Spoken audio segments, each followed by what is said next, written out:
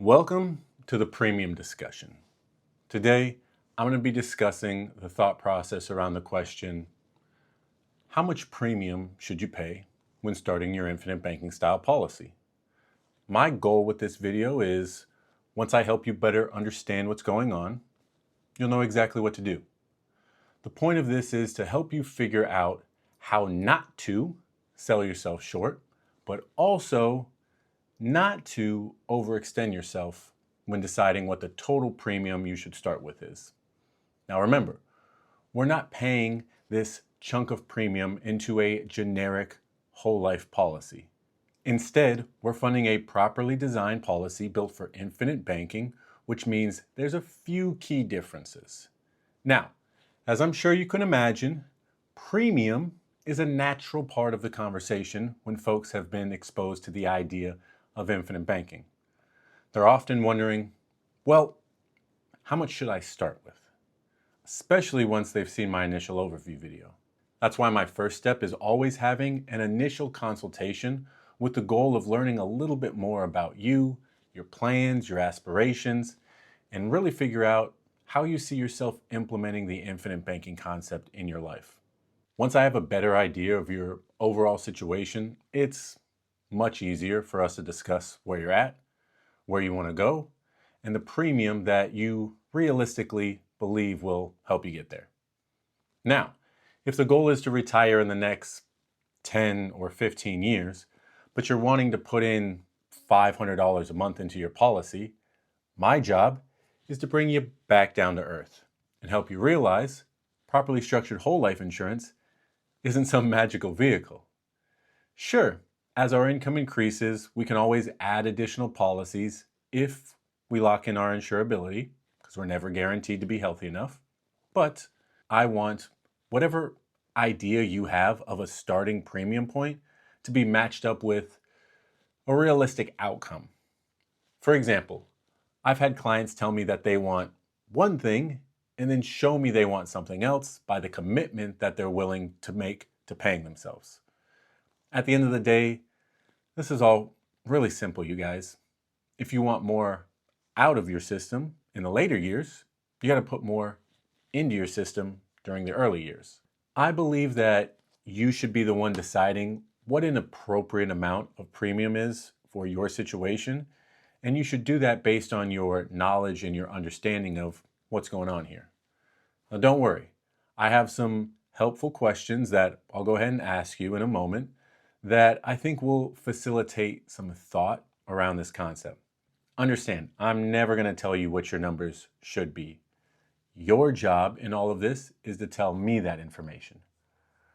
Also remember, what might be an appropriate amount of premium for me or for someone else could easily be far different from what's appropriate for you.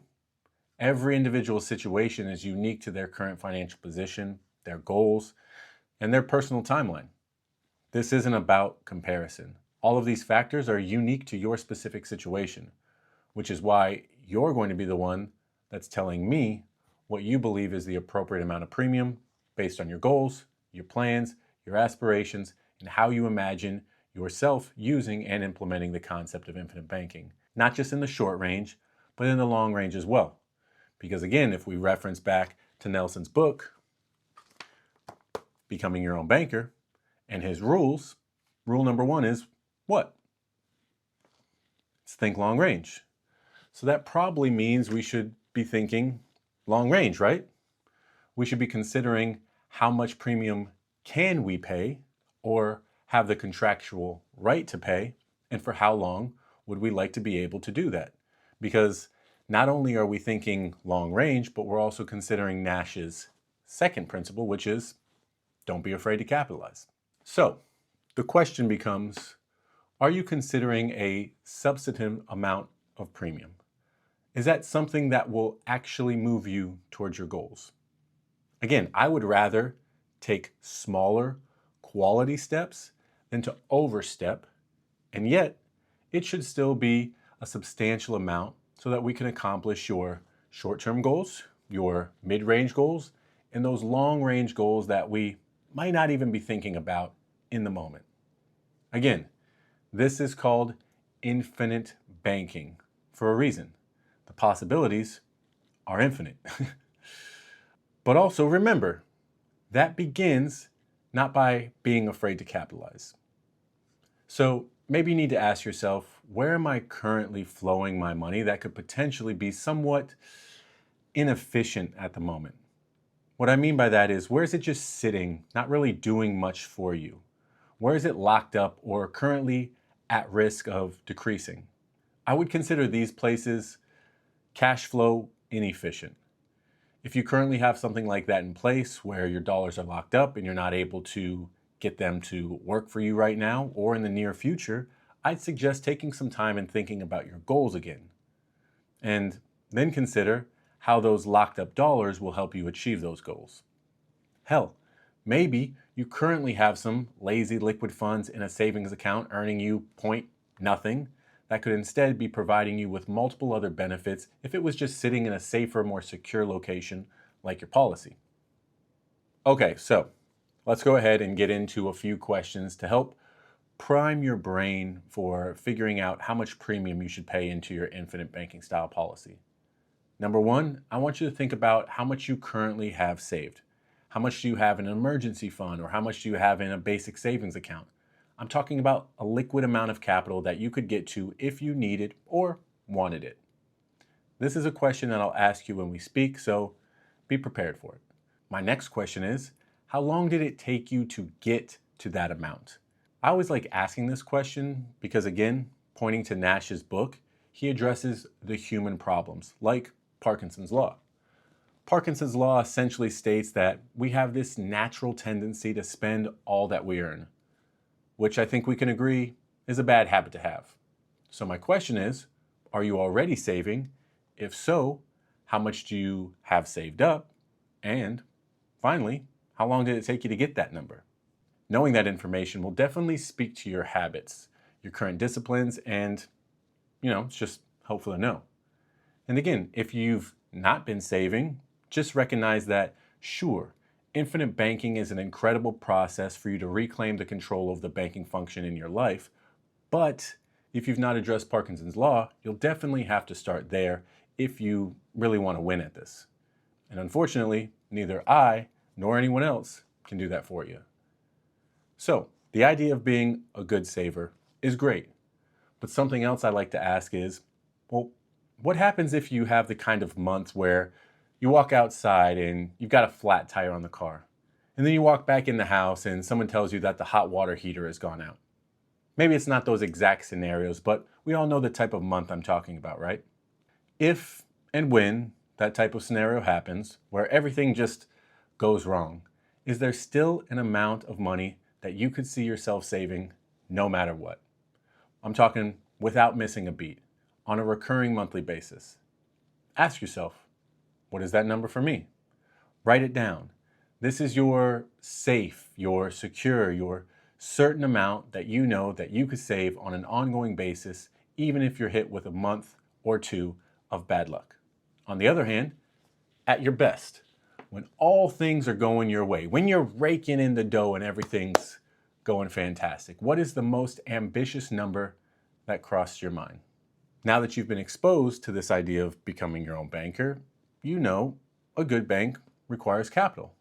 So let's consider capitalizing it. I want to know what the most ambitious number that's crossed your mind is.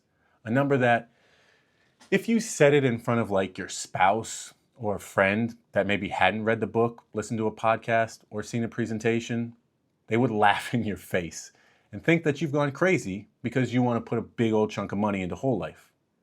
Again, you know the number is a stretch for you, and yet it's also doable. It's ambitious, but it's doable. What's that number for you? Now, when you have these two numbers, that gives you what I would say is your premium range. This is the range of premium that you're considering paying, and these two numbers are going to be very, very helpful when we begin talking about actually structuring the policy. So that's the first method of looking at what amount of premium is appropriate for you. Understanding your habits of saving, and then figuring out what your conservative number is and what your most ambitious number is. Now, the second method for determining premium is going to be purely mathematical. So let's start by calculating some metrics here. Knowing your age and knowing your gross annual income are helpful. I imagine you probably know both those things. Knowing your age is helpful because we're going to discuss how long you want to have the contractual right to pay your premium. And your gross annual income is helpful because now that you have a premium range that you're considering, we're going to calculate what that premium range represents as a percentage of your gross annual income to help you see probably whereabouts you should land. I don't personally want to throw out any numbers here, but what I can say is if the amount of premium that you're considering represents something like 3% of your gross annual income, I'm going to personally let you know that that's a puny little number and it's not going to move you towards your actual goals. That's the truth. That's why I'm here. The reason for that is it's going to be impossible to become your own banker if you're only allocating 3% of your income to build your foundation of your wealth. That's just not going to work. On the flip side, though, I will be the first one to let you know that if you're trying to start off with 3/4 of your income, that probably isn't a great idea either.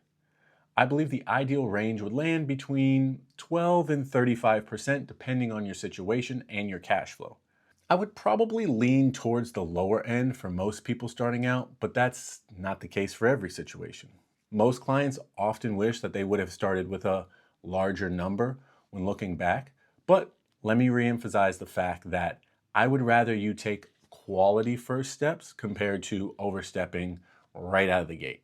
Now, the third method we're going to use when looking at what might be an appropriate amount of premium for you is what I like to call the reverse engineering, essentially.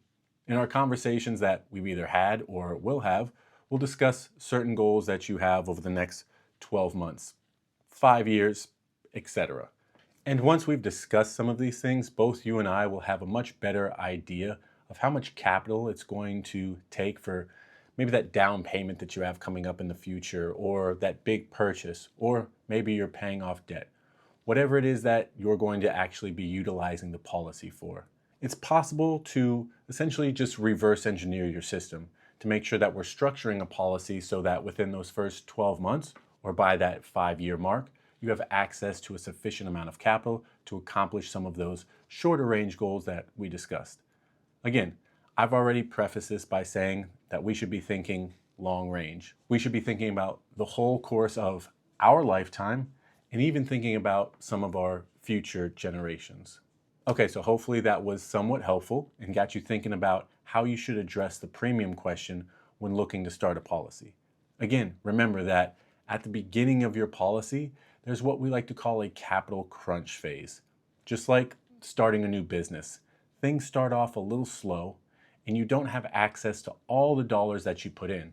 But in a few short years, I'm talking 3 to 5 in most cases, you're able to overcome that early capital crunch phase, and your policy is now in what we like to call the momentum phase. You're paying your premium every month or every year, and more money is showing up in usable dollars in your cash value that you can actually be putting to work. You've now created this evergreen money printing machine.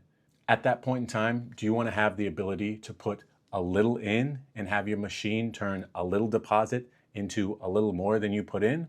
Or do you want the ability to put in a lot and have your machine turn it into a lot more than you put in? Seems pretty obvious to me.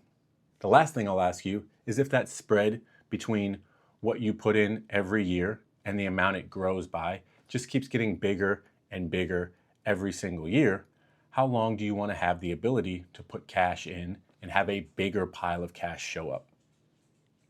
Probably as long as possible, right? Now remember, the whole goal here is to build something that lasts, to build something you can always rely on, and something that you would never have to worry about. Your best performing policy will often be your oldest one, so start with the end in mind. If you haven't checked out my full overview at this point, I'll go ahead and link it at the end. I look forward to our next conversation. In the meantime, continue your education by making sure that you've read or at least started Nelson's book, Becoming Your Own Banker, the 5th edition.